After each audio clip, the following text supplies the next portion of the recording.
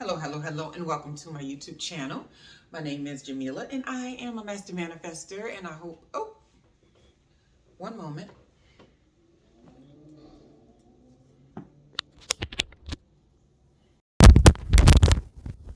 That probably didn't sound that great. My apologies. I didn't want to restart the whole video just because I didn't have on this microphone. Sometimes I don't see it until afterwards, and I'm like, oh man. But this time I'm not really worried about starting over or anything like that. Dismiss. Okay. I use this other phone I have for notes because I always have notes. Oof. Okay. What I'm discussing today. Oh, and of course, you're a master manifester. If you're just coming to this channel for the first time, my apologies. The introductions are not usually this clunky. Normally, I get right into it and I'm real good at being very professional and perfect. Really not. But I mean, I'm real good at coming off professional and a little bit better than what I just did. The name of this channel is Manifested Magic, the practical way. And I'm just going to get right into it, right? 7 signs that you're having a spiritual awakening. I find that this is something that we go through over and over and over in our lives, and it can be for several different reasons, and I do my best to be transparent because I don't like people to think for 1 second that there's some type of life out there you can have that's beyond reproach. It just doesn't exist. And when people smell like it, I don't buy it. I don't buy it. I don't buy it. I don't buy it because we're all human, right? So nonetheless, 7 physical signs, I'll say. These are some physical, but there's one that's not. Physical signs of a spiritual awakening, right? So number 1, it's either weight loss or weight gain. So this one is very big for me because, okay, when I was first selling my home that I lived in for 10 years with my daughters, I moved into my mom's home for about a couple of months because I was like, what do I want to do? Where do I want to go? I had the option to do whatever I wanted to do at the time. Finances were not a problem because I had just sold the house. And I was trying to figure out what is the best move to make, right? So during that time, I was very heavy. I was weighted down with not wanting to make a mistake about what I was going to do next with my daughters, right? Very weighted. So I remember doing, I remember doing a fruit diet. I was like, I'm going to do a fruit fast because I put on like 30 pounds and I couldn't figure out why because I wasn't eating any differently. So I was like, okay, I'm going to do this fruit fast or whatever. So I did this 2-week only fruit thing and I got really sick, right? So if anybody tells you being a fruitarian works, I don't believe it. I mean, maybe it works for some people, but it was horrible for me. I felt dizzy almost every single day. And it was even worse than when I was doing a 7-day fast with just water only. So this 14-day with fruit, it had to be some of the sugar that was in it, whatever it was not agreeing with me. And what's so funny is by the end of that 14-day no only fruit thing, I wound up gaining like about 7 pounds. I was laughing because that was so funny because I really thought I was doing something, but it made me realize that when you were going through a spiritual awakening, that your weight loss or weight gain has nothing to do with how you're putting what food you're putting in your body, as much as it has to do with how your body is processing the food based on what you're going through and how you're feeling, right? So that was something to remember. And so, yeah, it's not really just because you ate the fried chicken. It's more so how the fried chicken is being processed at this given time. And then I've also had weight loss. So I feel like I'm going through a spiritual awakening in these past few months right now. We're already in May and I still feel like I'm in January. I literally still feel like I'm in January. I'm not even kidding you. In my head, I'm still thinking like this year just got started. And my mind has not wrapped its head around the fact that February has happened, March has happened, April has happened. We're sitting in May. You know what I mean? The end of the school year is coming. So that's kind of weird. But I know that this time slowing down like this is because of this spiritual awakening. And most recently, I've lost quite a bit of weight.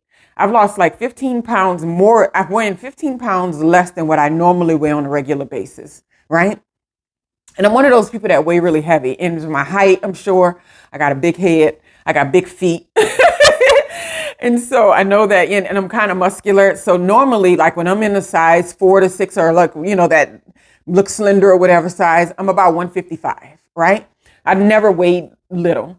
And right now I'm about between 15 and 20 pounds less than that. And that's kind of off for me. And what's the weirdest part about it is that I've not changed anything about the way I was eating. Matter of fact, I'm not even exercising as much as I normally do when I'm sitting around 150, 155.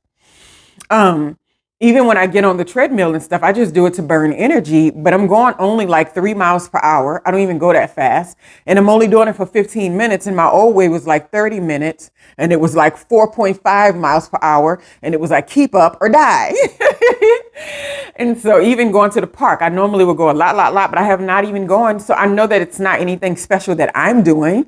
I'm drinking about the same amount of water. But I think when you're going through a spiritual awakening, so different ones, when you are losing weight, I think, and you're not trying to, it can mean, I feel like it means that you are letting go of things that don't serve you, like baggage that doesn't serve you, right? One of the things that I know that doesn't serve me that I tend to do often because I'm so bent on being accountable for myself and my feelings and what I'm going through and how but sometimes other people play a role in that stuff. And it's okay to know that without having to go blame them and have a conversation, right?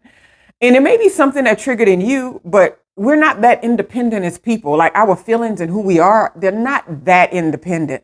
They're going to be impacted by other people to some degree, right?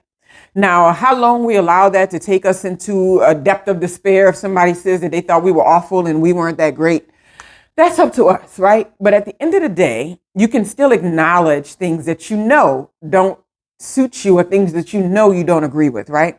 Number 2 is anxiety. That's something that everybody talks about during a big spiritual awakening. There's an unsettled feeling that's inside of you.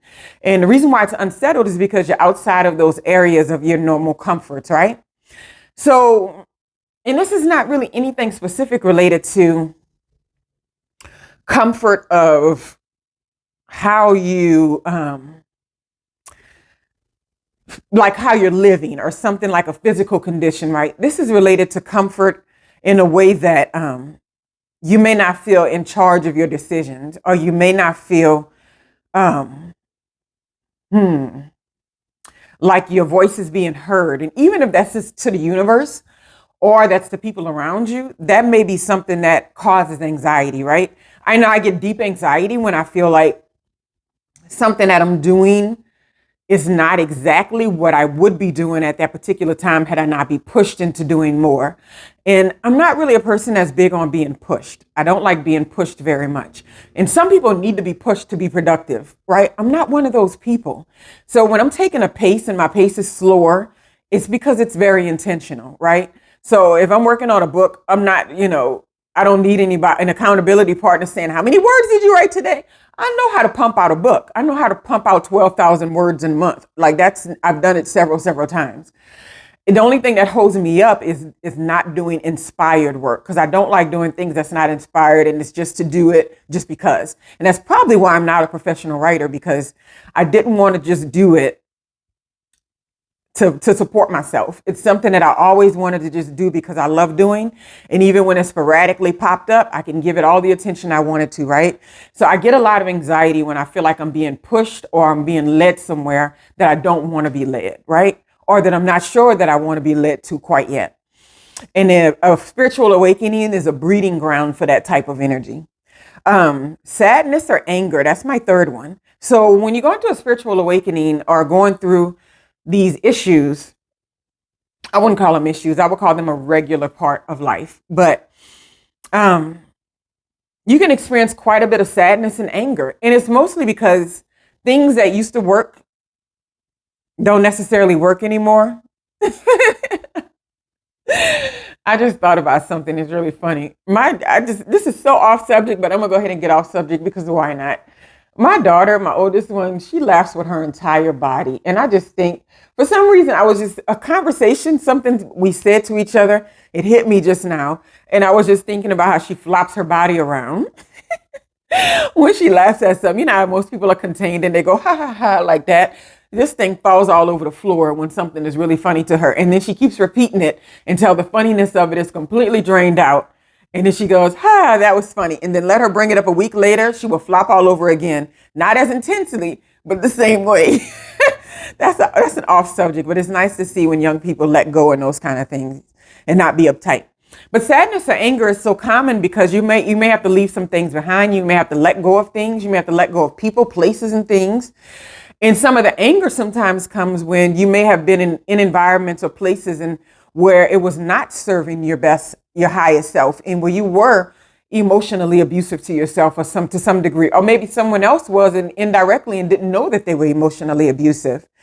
And so you get in these situations and then you get out of them. And sometimes you're not just grateful that you're out. You're kind of mad that you were in it. That's what happens. You're mad that you ever thought this thing. You're mad that you let somebody take advantage of whatever it is, right? That's what happens a lot of times. Sadness and anger is very common. So don't think that means something is specifically wrong when you're going through a spiritual awakening. It's kind of like the natural phases, right? The number 4 one that I have is you feel the need to be quiet, right? So probably getting on these videos right now is probably the most verbal I've been in the past, I don't know, a few weeks, if not longer, but it's in and out. I would get verbal one day, then I'll get sick of hearing myself talk. And I'll notice my conversations are going back to old patterns and I'm discussing people and what is it called? I can't even think of the words right now. I'm not discussing people in a flattering way. That's what I'm going to say. And I'm talking in a way that if I heard myself talk, I would be like, shut this woman up. So like I'll get into that space and I'm like, oh, wait, that feels toxic. And then I'll let it go. Then I fall back into silence, right? So I find that going through a spiritual awakening, it really doesn't matter the subject matter. You don't want to engage other people around you very, very much. Like as far as what you need to give them, right? Because I've always been this way, I've always made an exception for that with my daughters. Because I never wanted them to have a household where they were walking on eggshells because it's like, what mood is mommy in today? So I've created a lot of consistency in my reactions and environments when it comes to them because I can aimlessly talk about things that they're interested in without being deeply invested. Now with adults around me, it's not the same way because I just don't feel like you need to go through that much trouble for other adults, kind of. It's like, tell them where you're at and then just, you should be able to step aside, right? With children, I don't think they should have to grow up in an environment where someone was going silent on them for 2 weeks at a time. It's like, that's kind of not right. That's kind of weird, right? And it's even weird for other adults too. But the strong desire to be silent and only say things of significance is what happens, right? Like you don't want to shoot the shit. You don't want to shoot the breeze. I don't want to, I see people in the stores. I smile like this. I do the old lady smile. The one without teeth. The one that I can pull off even when I'm wearing my shades. I go, and but I have clear energy that I don't want to talk about the news. I don't want to talk about the weather. And it's perfectly okay for you to feel that way. So you start feeling the need to just be quiet and listen more, right? I'm thankful for these videos because they give me an outlet to chat when I've been noticing. I'm like, you haven't talked all day, and it gives me a reason to share something that I've been pondering. So number 5 is a loss of appetite. So this is different from the weight loss and weight gain thing, because like I said before, that tends to have nothing to do with like how you're eating, like what you're eating. You can eat the same stuff and still experience that loss, that, the gain and the loss, right? So a loss of appetite, that happens a lot, right? So even when I've had times in my life where I kept weight on me, I was telling the story before where I had my daughters, and the oldest one, when I didn't realize that, you can't just, the baby only weighs 7 pounds. It's so funny. In the hospital, I went to the hospital weighing 206 pounds. It was the most I'd ever weighed in my life. And then when I had the baby, I remember them coming back saying that my new weight was like 196. I was like, what? And the lady said, well, a baby only weighs about 7 pounds. And with the amniotic fluid, that's like 10 pounds. And like the rest of that, and then she said, the rest of that's all you, mama. That's what she said, mama. And I never forget that. I'm like, oh, me. I couldn't believe it. So it took me almost a year to move that weight off of me. It was about a good 60 pounds that I took down in a year. And man, that was something because I was on it. I was running at 5 a.m. and everything. But what I did notice is that I do notice is that when you have a loss of appetite, that doesn't always mean that you're going to lose weight or that you're not going to eat as much food, right? So you can have a loss of appetite and still put food in your mouth. Because when I lose my appetite because of anxiety and all that, I can really lose an unhealthy amount of weight. So I'll sit there and try to find something to eat that doesn't bother my palate, that I can just swallow down so that I'm not empty. My mom used to always say, eat a piece of bread, eat some crackers, drink some water. You know, that was always the thing. Have some Pedialyte, some Gatorade, whatever.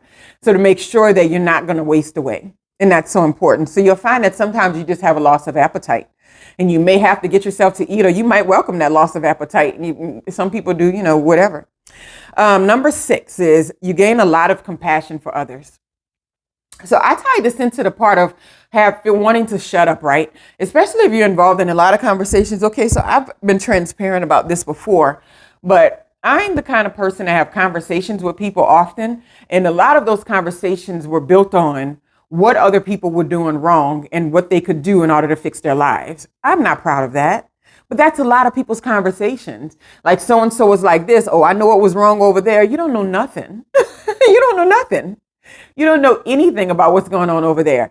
And so when you get rid of the idea of the small talk falling away and the feeling the need to be quiet happening, it's mostly built around a desire. You gain a lot of compassion for others. And you start to see people as humans, as more individuals and more like yourself than you ever did, right? And when you see people more like yourself than what you ever did, the automatic response to that is to not have something to say about everybody's life and what they're doing.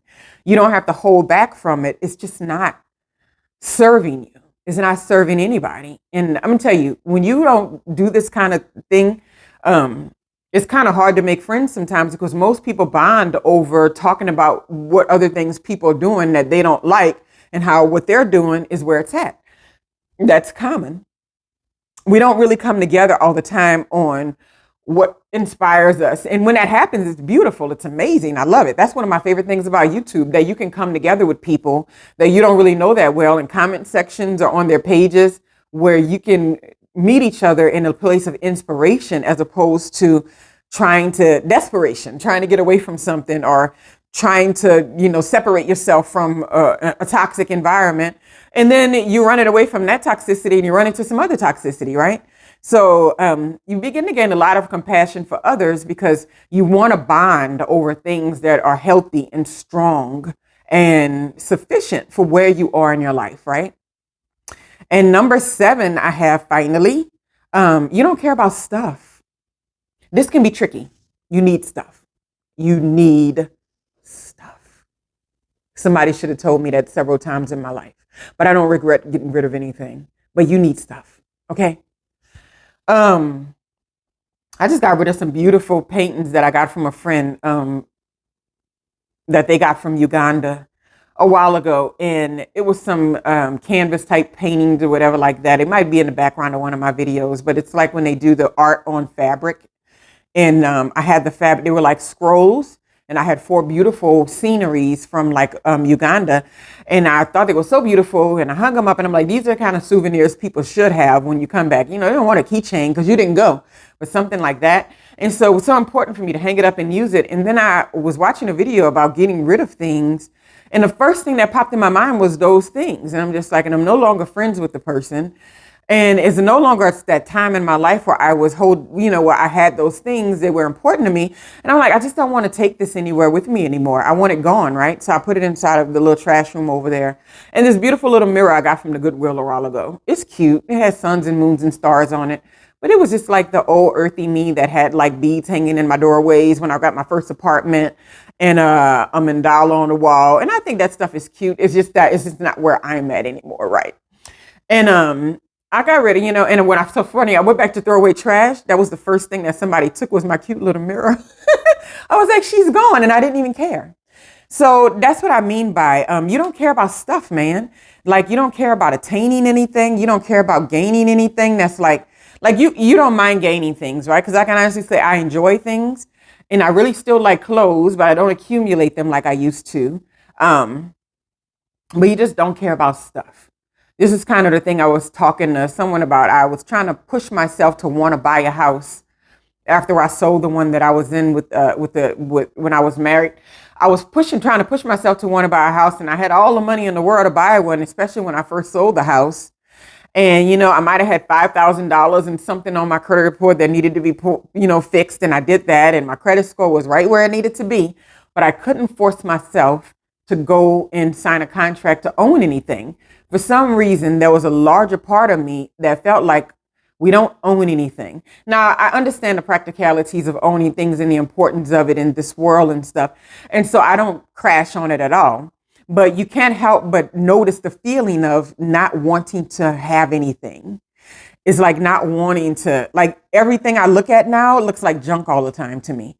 Too much clothes around here, too many shoes. But at the same time, okay, well, you got to go to these meetings, you got to go to work. So you're going to have a nice shoe, a dress shoe, right?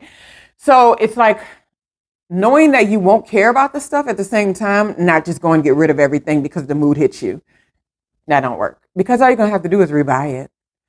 And rebuy it over and over again. I've done it. My girls have had so many different little things I've done, different types of rooms. I can honestly say the last time that we moved, the first time I moved out of the house, they've had the same stuff since then. Like I didn't redo that whole cycle of that lifestyle of that life again, right? So I am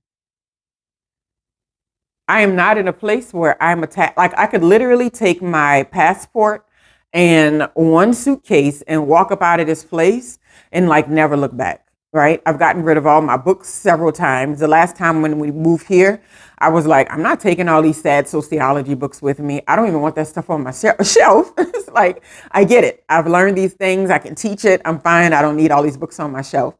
And it's also a lesson for me in knowing that all the truth and wisdom and knowledge that I need is sitting within me at any given time. Right. And if it's something else to be sought or needed, then the right information will plop into my life at that given moment or that time, right? And you know what? I'm going to add 8 for a bonus, right? You get really, really honest about yourself, about what it is you want and need in life. And it can really contradict or conflict where you're at. That happens, right? When you're going through a spiritual awakening, it can really contradict or conflict with where you are in life. Like what road you've gone down, the things that you've accumulated, what you've done, how you've decided to create your life, all those sort of things.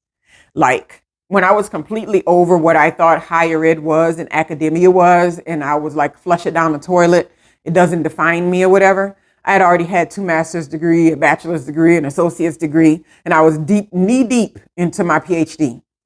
And a part of me was just like, you can walk away from this tomorrow. It won't make no difference. Who cares?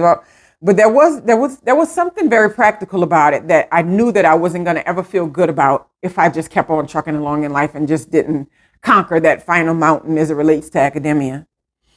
But it really conflicted in my values. Like I didn't believe in the value of anybody's grades in a class and all that kind of stuff anymore. I don't even believe in my value in giving grades in a class anymore, to be honest with you. And that's probably why I'm not driven to teach. It's probably why I give so much grace. Like, can I turn this in late? Sure. It doesn't mean anything. It's fine. As long as you do the assignment and do it right. It's like I didn't buy into the constitution of what that institution meant anymore. If it wasn't too many tuitions in there, I didn't buy into it anymore. But the learning lesson in that fact was that we can't just drop out of life where we are. We have to sometimes create from where we learned this thing, right? And I think this happens in a lot of marriages, in relationships where one person gets very enlightened about something and the other person may not be. They may be enlightened about something else, but one person gets very enlightened about something and they think, well, this means I need to go get a divorce. That's just it's not always the case. Sometimes that's going to be the ultimate result. Like if you can't grow with the person or you're not doing things on the same page, that's going to be the ultimate result. But sometimes that's the first thing that people run to. Oh, this person doesn't get me anymore. Divorce, me. They go to sign in a paper or whatever, right? And for me, that wasn't the case. For me, it was just a lot of childish behavior and a lot of toxicity that ended a marriage more so than me evolving out of it, right? Because I can honestly say I didn't fully evolve out of any of the behaviors or the energy until at least 2 to 3 years later, where I felt like I can, like, dang, I'm really over this, right? I'm really beyond this. But some people get there when they're in their relationships, and the first thing they do is want to cut ties. And well, while that may be the solution for a lot of people, sometimes when you get further along in life, you realize, well, not everything needs to be ghosted. Not everything needs to have its ties cut, right? I think you really know clearly when things need to cut ties.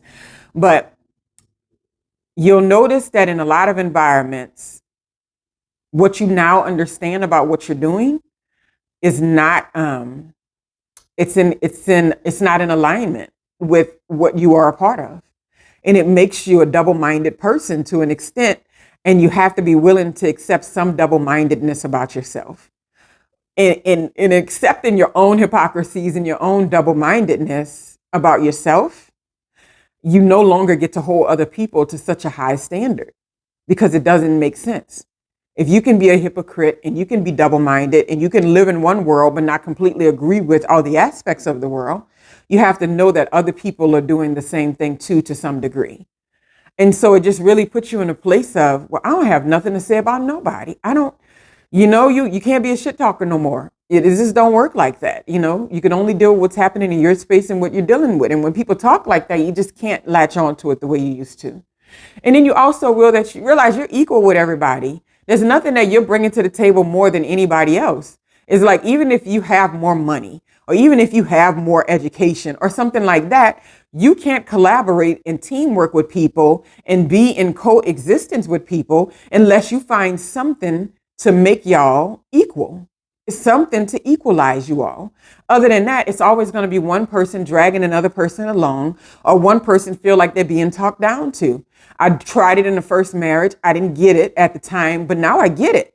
And it doesn't work. And it doesn't matter what the people have. You can look at them and say, but you're smart. You have this education. You have money. You have a great career. You have beautiful relationships. But if they don't feel like they're on the same page with you, or that you see them or other people or all people as your equal, then it's always going to be some kind of rift in there.